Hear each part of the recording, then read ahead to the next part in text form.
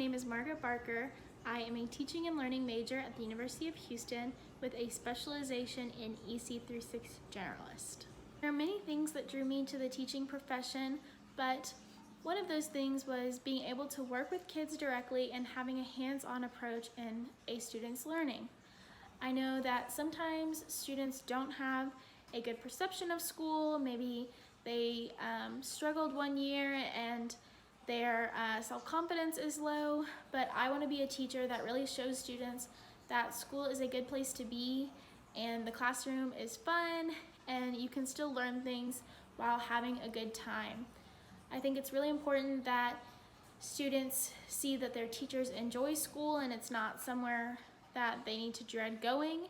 And I know a lot of students feel like school is sometimes their safe place, and so I want my classroom to be that for students, and I want students to be able to enjoy their time with me as their teacher while still learning and growing.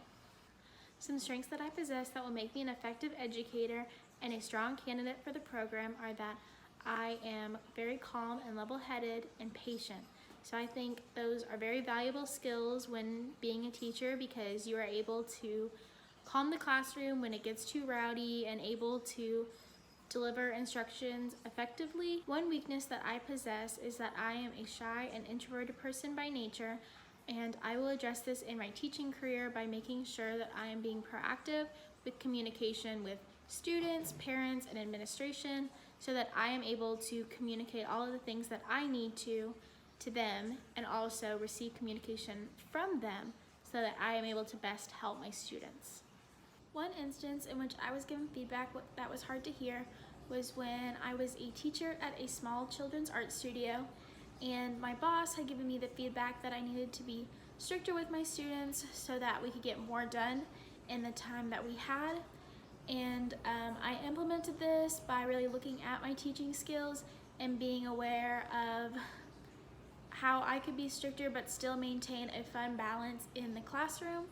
And this will shape my future teaching career because this really taught me how to take a look back at how I am teaching and know where I can improve, and also that it's okay to get advice from other people, and sometimes an outsider's perspective is a good thing when looking at how you can best help your students, because ultimately I'm there for my students. I'm not there just to teach to myself. I'm there to benefit my students. One teacher that impacted my educational experience in a positive way was my PALS teacher in high school. I had been in her classes for a couple of years and she recommended me for the program. That program is ultimately why I decided to be a teacher and why I want to work with students so badly.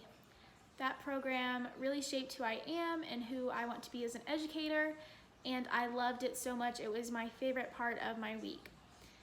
She impacted me a lot because she taught me how to look at my students on an individual level and really get to know them and their personality and their interests and dislikes so that I can best cater my teaching and the things that we do in the classroom to fit all of the students and what will keep them most engaged. One thing I will do to address diversity and meet my students' varied needs is to look at my students on an individual level.